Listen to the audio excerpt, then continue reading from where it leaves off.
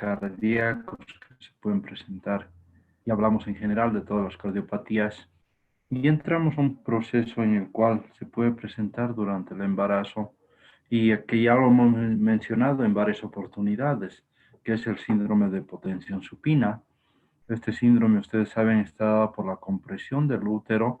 Mientras más grande, más voluminoso o, digamos, un embarazo gemelar, un polidramnios, un producto grande, un embarazo de mayor edad de gestación o presencia de tumores que pueden existir en la parte posterior del útero, van a ir y comprimir a nivel de la vena cava, de la aorta, a nivel de la columna vertebral, en una posición de decúbito dorsal, en una posición de cúbito dorsal o de cúbito supino que se denomina, cuando la paciente está echada con la cara hacia arriba y la espalda, digamos, apoyando a la cama. Entonces ahí es donde se va a presentar el síndrome de hipotensión supina, porque va a haber una disminución de aporte de sangre, de pasaje de sangre, digamos así, a los diferentes centros u órganos del cuerpo de la mujer. Y en el momento de pararse bruscamente, de levantarse, la sangre va a pasar rápidamente a esos lugares, y como estaban, digamos, sin una irrigación adecuada, entonces va a empezar a presentar una serie de alteraciones, signos y síntomas que pueden llevarle a un desmayo, a un síndrome propiamente dicho, donde la presión va a bajar rápidamente, bruscamente, por unos minutos o segundos, y va a ser pasajero, pero que ya le ha traído, digamos, una serie de alteraciones o dificultades a la madre en ese contexto. Y además al bebé, como ya sabemos, porque no deja pasar cantidad adecuada de sangre. Como ven aquí, la posición del cuerpo también influye en los cambios hemodinámicos. A medida que avanza el embarazo, el síndrome de hipotensión en posición supina o síndrome de la vena cava inferior, que se denomina, puede aparecer cuando se adopta una posición acostada, boca arriba, o sea, en decúbito dorsal o decúbito supino, propiamente dicho, como estamos viendo aquí en las figuras. La aorta y la vena cava inferior se van a cerrar y aumenta, sobre todo, se pueden cerrar, sobre todo por el aumento del peso del útero, por el aumento de la edad gestacional, del tamaño del bebé, o por un tumor que puede estar ahí, o alguna patología como el polidramnio, un embarazo gemelar, que pueden dificultar. Esto generalmente se produce a partir del cuarto mes, donde ya es grande y el bebé se mueve, que dificulta todo este pasaje de sangre. Esta obstrucción del retorno venoso y los ajustes hemodinámicos subsiguientes por una compresión de la aorta van a reducir el gasto cardíaco. Y al reducir el gasto cardíaco, entonces no va a haber una volemia adecuada que va a los diferentes órganos, sobre todo a nivel superior, y se presenta la lipotimia. ¿Qué signos vamos a encontrar aquí? Una palidez, una cianosis, contracciones musculares, disneas, hiperapneas, bostezos, diaporesis, piel fría y viscosa, o expresión agresiva y un síncope, un desmayo, o una pérdida pasajera, digamos, de la conciencia. Síntomas: desfallecimientos, mareos, agitación, náuseas, vómitos, malestares o dolor torácico y abdominal, alteraciones visuales, entumecimiento o parestesia en miembros inferiores sobre todo, cefaleas, piernas frías, sudorosas, debilidad, tinnitus, fatiga, deseo de flexionar caderas y rodillas por la debilidad, y la ansiedad. Eso es lo que podemos ver, digamos, en la paciente. Y los signos en casos ya graves, cuando ya es de muy largo rato la compresión: una inconsciencia, una incontinencia, un pulso impalpable, un aspecto exánime de la paciente, desubicación, no se encuentra en tiempo y espacio, puede haber convulsiones, una respiración de Cheyne-Stokes agitada, cortas, con ronquera, entonces una respiración propia de este proceso del síndrome de hipotensión supina. La variabilidad de estos signos y síntomas puede dar distintos grados, digamos, de actividad autónoma refleja. Hasta en el 70% de las mujeres pueden experimentar síntomas en algún momento durante el embarazo. Puede haber en cualquier momento estos, pero no todos, sino algunos síntomas que se le pueden presentar. Sobre todo la gran mayoría son mareos o náuseas o a veces que debilidad en miembros inferiores. Pero la incidencia de casos reales del síndrome de hipotensión supina es del 8%, siendo el riesgo mayor a partir de 68 semanas, cuando el útero ya es grande, ya comprime, ya no hay buena circulación, el aporte también al útero no es adecuado, entonces sí presenta mayores manifestaciones. El signo más temprano de una hipotensión es una subida de la frecuencia cardíaca, o sea, una taquicardia y una hipotensión. Baja la presión y sube la frecuencia cardíaca. Eso es lo que vamos a encontrar primeramente en estos pacientes si inmediatamente tomamos la presión y la frecuencia cardíaca.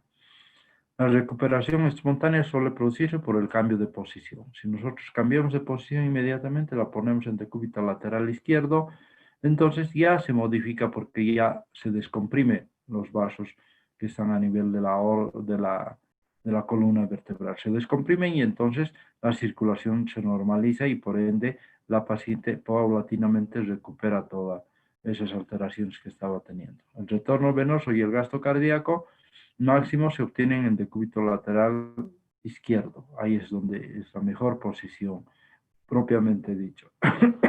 Entonces, eso va a disminuir la sintomatología, va a ayudar a que el bebé además esté adecuadamente, que la placenta también y que la madre en sí también tenga una adecuada, digamos, circulación en todo su organismo.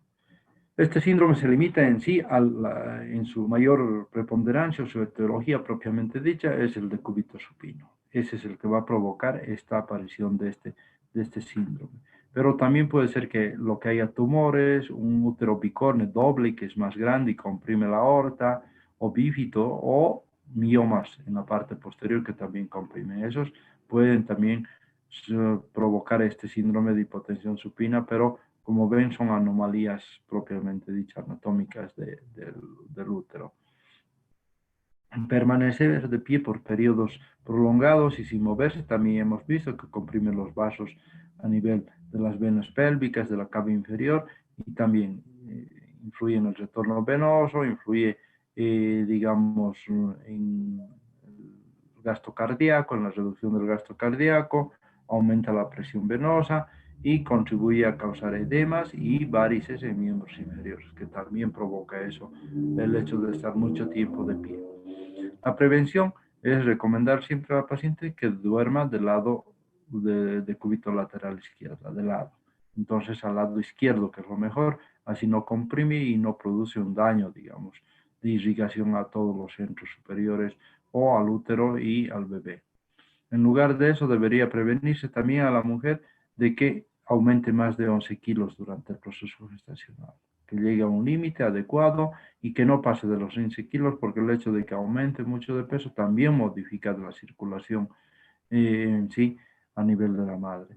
Entonces, de esa forma nosotros vamos recomendando a la paciente el cuánto tiene que aumentar de peso y cómo tiene que estar en la posición y cuánto tiempo puede estar parada, sentada. Se dice que cada 2 horas debe haber cambios de posiciones de la gestante para que no produzcan daño ni una digamos, un aporte insuficiente de sangre a los diferentes órganos y tejidos de acuerdo a la posición en la cual se encuentre.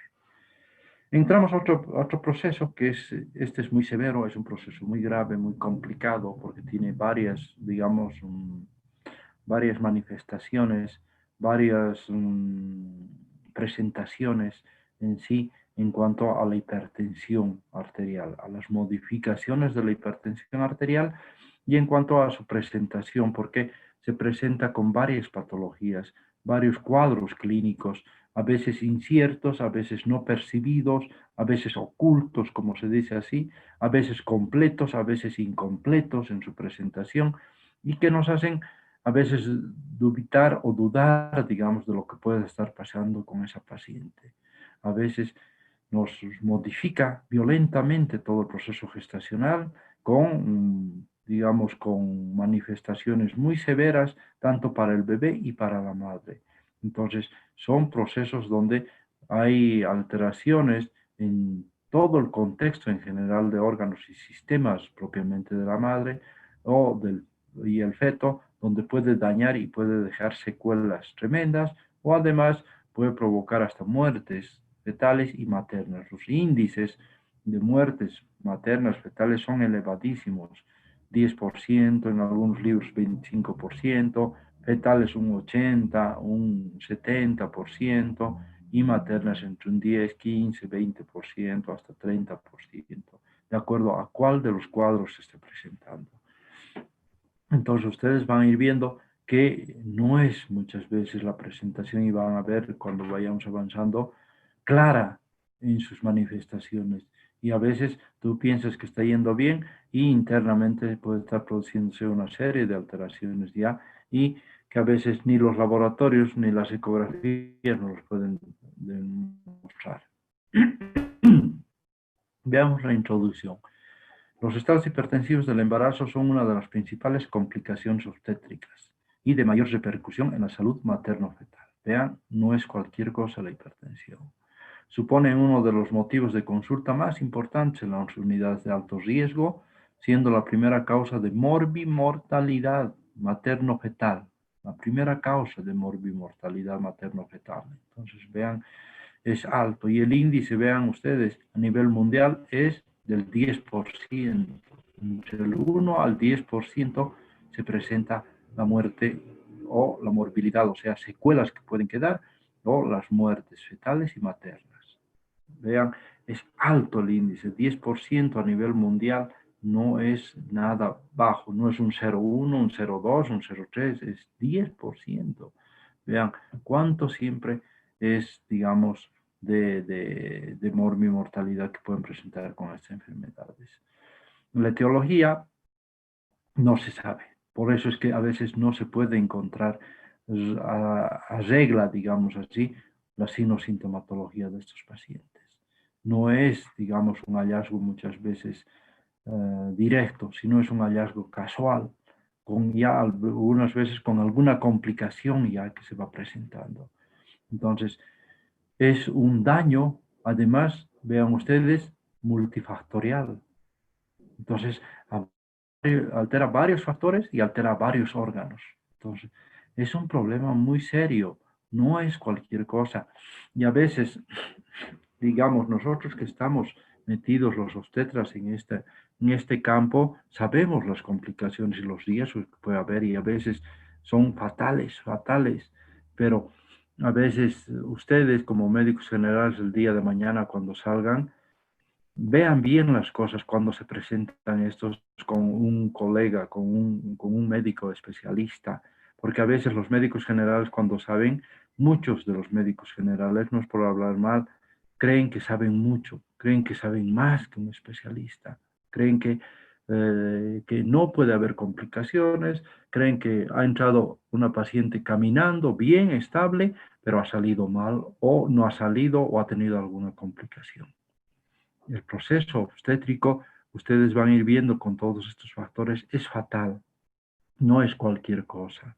Entonces, yo no me puedo como médico general discutir o exigir o decir que esto estaba bien y después por qué ha pasado esto o estas cosas.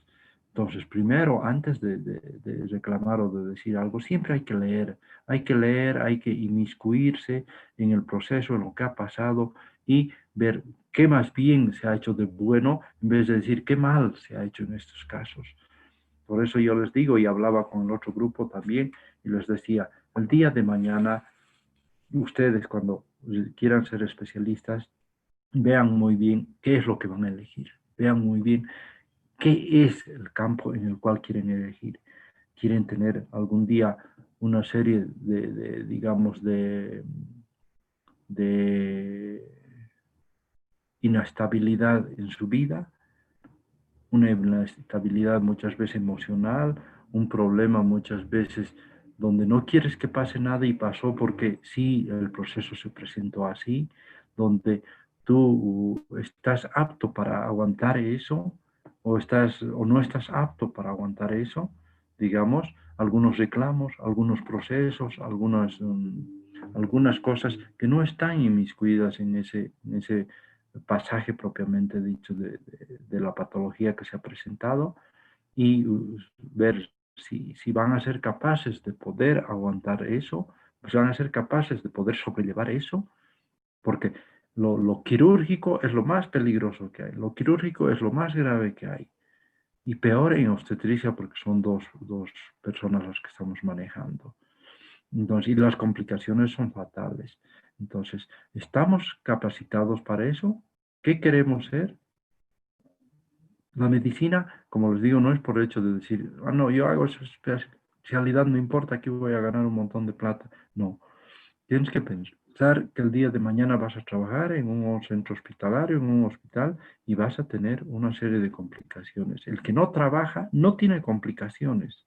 El que sí trabaja y sí está con las emergencias y con todo, va a tener complicaciones. Pero los que no trabajan y están sentados en un escritorio y se dedican a ser médicos de escritorio o médicos generales que están trabajando en provincias o en algún centro hospitalario, pero como médicos generales no van a tener nunca complicaciones.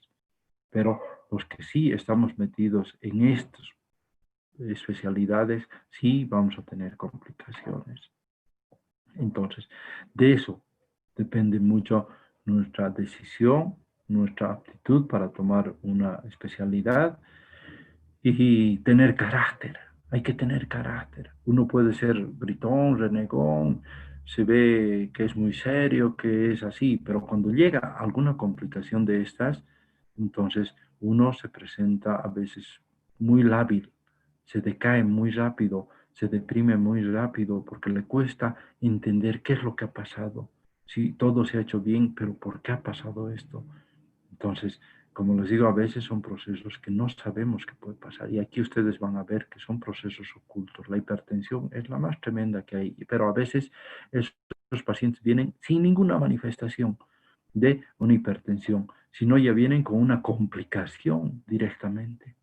Todo el embarazo estaba bienísimo y apareció complicado. O el bebé se murió y ¿qué ha pasado? O la mamá está complicada ya con una serie de alteraciones, ¿qué ha pasado? Si vino hace una semana y estaba bien, o ha entrado caminando y ahora ¿por qué? ¿Qué ha pasado? Si el bebé ha entrado sanito, se escuchaba fetocardia y a la hora ya no se encontraba la fetocardia. Entonces, son casos muy fortuitos, son hallazgos muy casuales, pero con serias complicaciones. Y que a veces la gente que no está metida en esa profesión, en esa especialidad, aunque sean de nuestro campo, no asimilan muchas veces esas cosas y solamente juzgan y juzgan y juzgan. Ustedes el día de mañana cuando salgan van a ver que los médicos generales juzgamos mucho a los especialistas y piensen que el especialista estudió cuántos años más se preparó, cuántos años más tiene de, de, de digamos, de haber practicado ya todas esas cosas. ¿Mm? Entonces hay que ponerse en esas cosas. Y el día de mañana les digo a ustedes, no hagan un proceso a un colega, no le hagan, porque no sabemos qué ha pasado. ¿Mm? No quedamos en nuestra familia a que el día de mañana nosotros hagamos esto y después algún día cuando sí de verdad trabajemos como médicos, de verdad, no nos pase alguna cosa de estas complicaciones o de estas patologías muy severas y muy drásticas en sí. Entonces, con eso hay que saber cómo y cuánto está sufriendo un médico cuando algo no está yendo bien, cuando algo no está saliendo porque no lo ha dejado, está haciendo, pero igual está saliendo, no le está saliendo bien, porque el organismo de la paciente está respondiendo de otra forma. Entonces, todas esas cosas nosotros a la larga y cuando salgamos tenemos que ponernos en nuestra mente y en nuestra cabeza y decir por qué está pasando estas cosas. Entonces, ¿de qué? ¿Por qué ha pasado? Porque ahora no es por hablar mal, pero con este gobierno que estamos y que hemos vuelto, este siempre nos ha tratado, digamos, de esa forma a los médicos y siempre nos ha querido hacer procesos de una y otra cosa. Porque ellos nunca han vivido, nunca han estado inmiscuidos ni nunca han tenido una un trabajo como emergencias propiamente dichos. Entonces, todas esas cosas nosotros el día de mañana tenemos que saber pensar y sabemos por eso decidir, porque con los gobiernos que estamos ahora tenemos que saber decidir qué especialidad vamos a hacer. Una tranquila para que esté sentado en mi casa, para que pueda dormir, no me preocupe, pueda atenderle recién mañana o de aquí a una semana y no va a haber complicaciones, y si hay complicaciones no son muy severas. Entonces, buscar una cosa que sí no les va a provocar ningún, digamos, ninguna alteración emocional o ninguna alteración en su vida propiamente dicho, porque nosotros en cada uno de de estos problemas que existen, no sabemos cuántas células cardíacas ni cuántas células cerebrales estamos destruyendo. Y todo el mundo piensa que nosotros no estamos riendo y que estamos tranquilos. No, a veces no dormimos, no comemos, ponemos mal a nuestra familia, a nuestros hijos, a nuestras esposas, a nuestros papás, todo el mundo está preocupado. Entonces es una destrucción muy fuerte. Pero yo les hablo por los años de experiencia y por las cosas vividas y pasadas todos estos tiempos, que hay que saber decidir a veces. Decidimos y nos va bien, pero a veces hay alguna complicación o alguna patología muy fuerte que se nos ha presentado. Hemos sabido salir, pero con algunos daños, digamos así, pero igual somos juzgados, igual somos, digamos, muchas veces mal vistos por esas cosas. Y no es así. Nuestra conciencia está muy tranquila y muy limpia con todo lo que pasa, pero a veces no se dan cuenta y siendo muchas veces, como les digo a alguna gente, colegas, de las cosas que están pasando y por qué se ha presentado estos problemas y estos procesos. Entonces, todas esas cosas yo les quería un poquito hablar porque vamos a entrar a un cuadro muy feo y muy complicado en sí.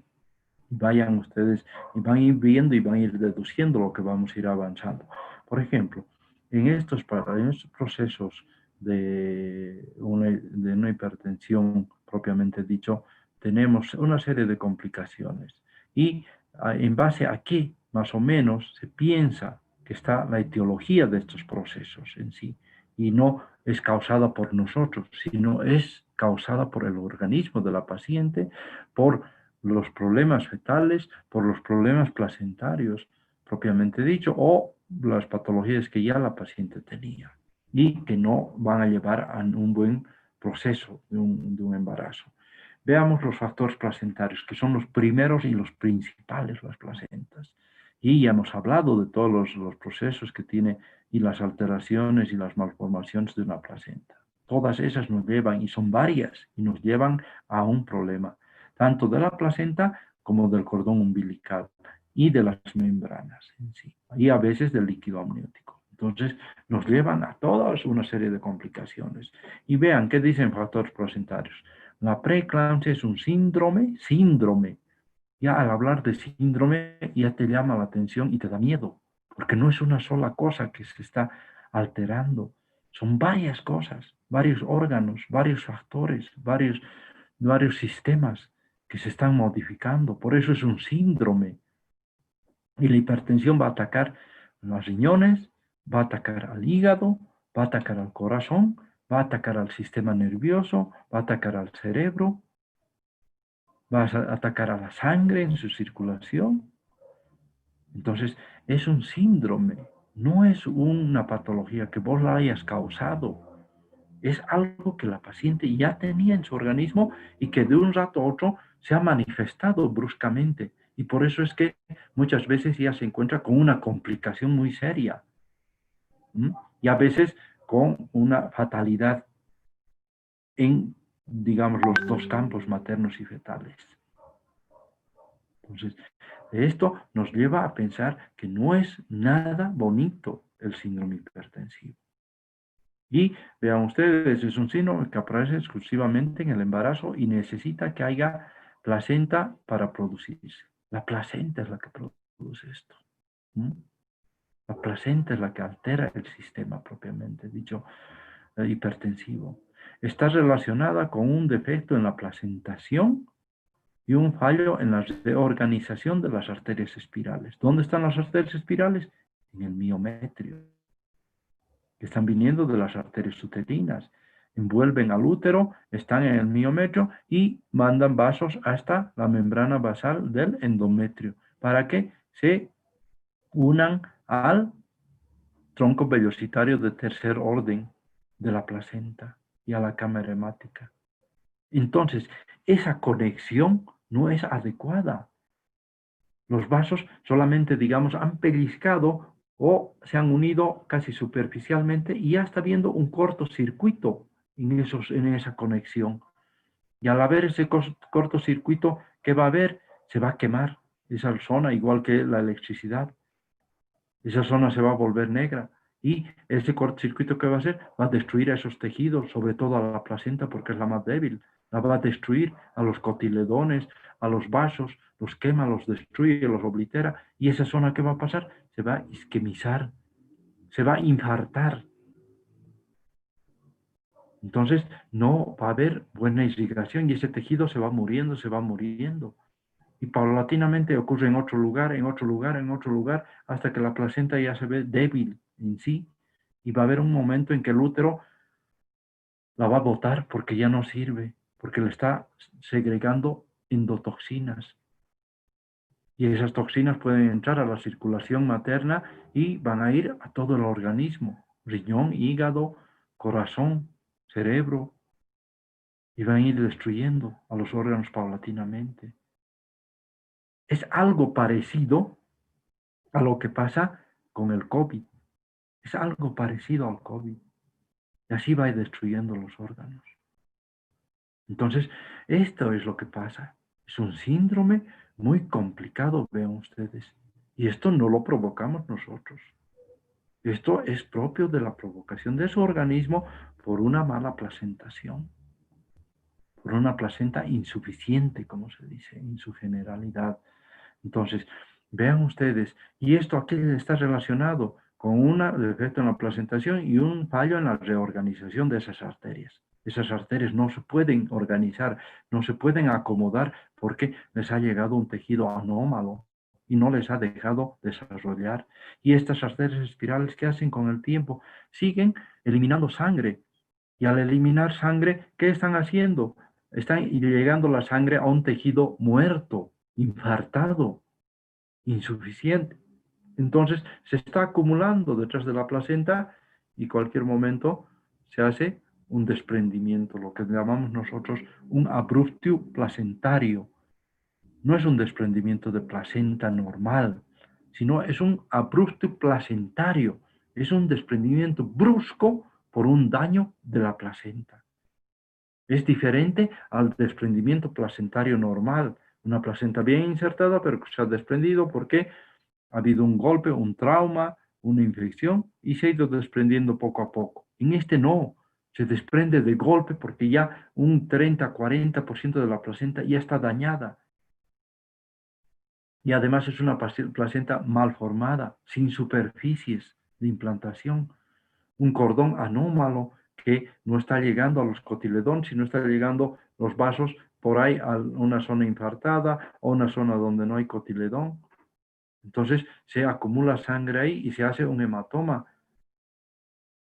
Y la placenta no, o la ecografía no los muestra, no nos muestra eso, porque parece para ellos normal, pero no nos muestra las zonas infartadas. ¿Cuándo hallamos las zonas infartadas? En una anatomía patológica. Mandamos después de que salió la placenta una anatomía y el anatomista nos va a decir si hay infartaciones, hay isquemias, hay congestiones. Entonces la placenta era la mala. Y esto nos lleva a eso, vean ustedes. Y este fallo en la placentación puede ser de origen inmunológico muchas veces. Inmunológico, ¿por qué? Por reacción del organismo de la madre a un cuerpo extraño que está entrando. Un bebé es un cuerpo extraño, son cromosomas del varón que no son de su cuerpo de la madre. La mitad son del varón y entonces están entrando y no están pudiendo ser aceptadas por el organismo de la madre. Entonces es inmunológico. no está siendo aceptado por eso. En la incompatibilidad sanguínea también se puede ver estas cosas que ya hemos visto.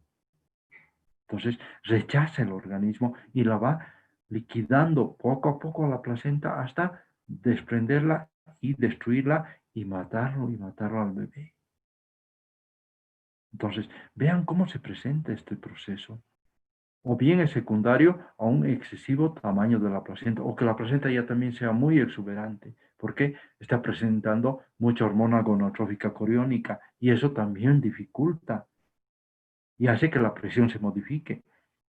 Vean ustedes que los dos extremos, tanto el de mayor producción de gonadotrofina como el de menor producción de gonadotrofina, alteran el sistema hipertensivo, modifican el sistema hipertensivo.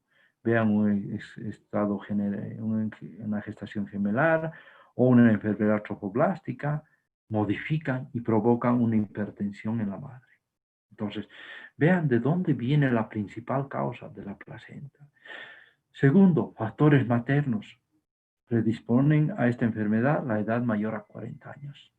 Una edad mayor a 40 años, peor todavía, donde ya en nuestro medio la edad de 40 años ya es una premenopausia.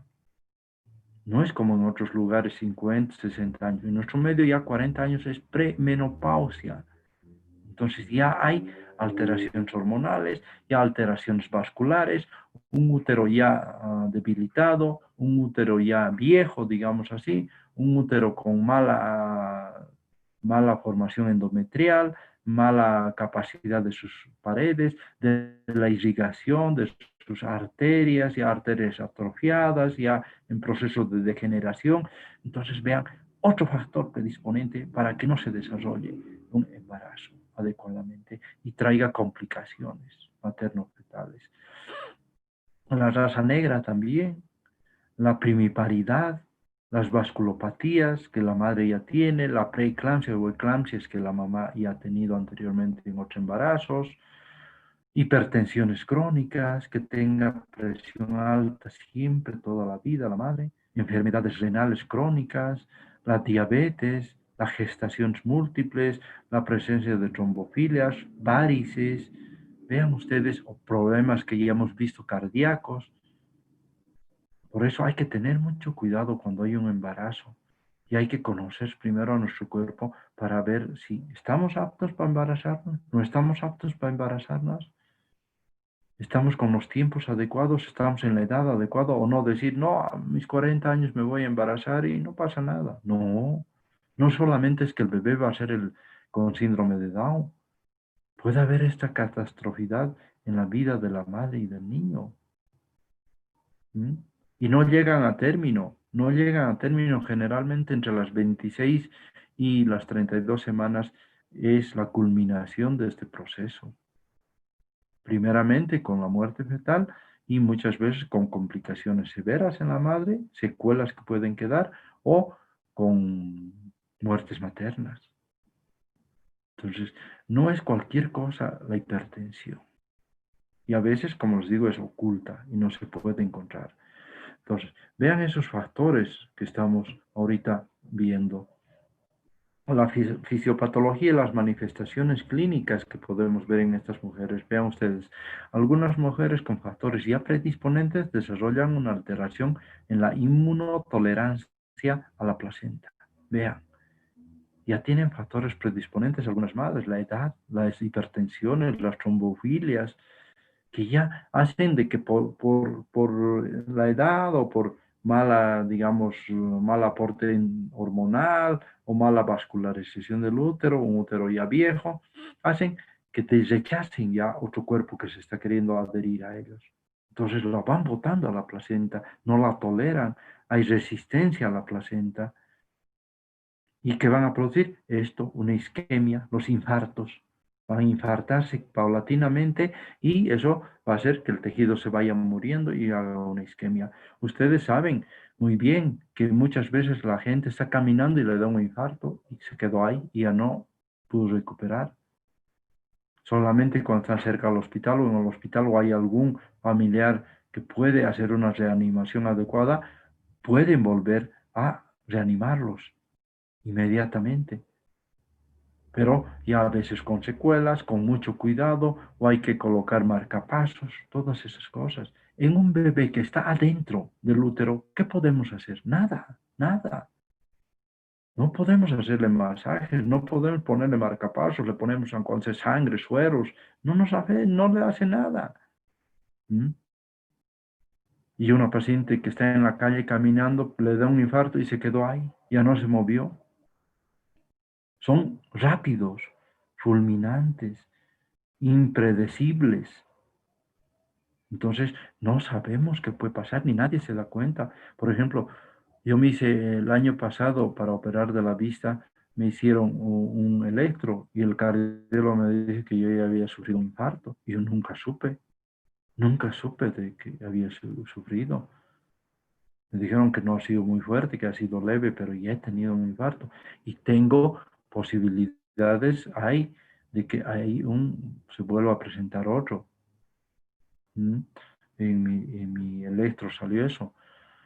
Y entonces yo digo y atribuyo a todas estas preocupaciones que uno tiene con sus pacientes, a la dedicación que uno tiene con sus pacientes, a lo que no le quiere que salga mal, a lo que se preocupa mucho y eso hace de que no duermas, estés estresado, estés ansioso y eso te lleva a esos problemas.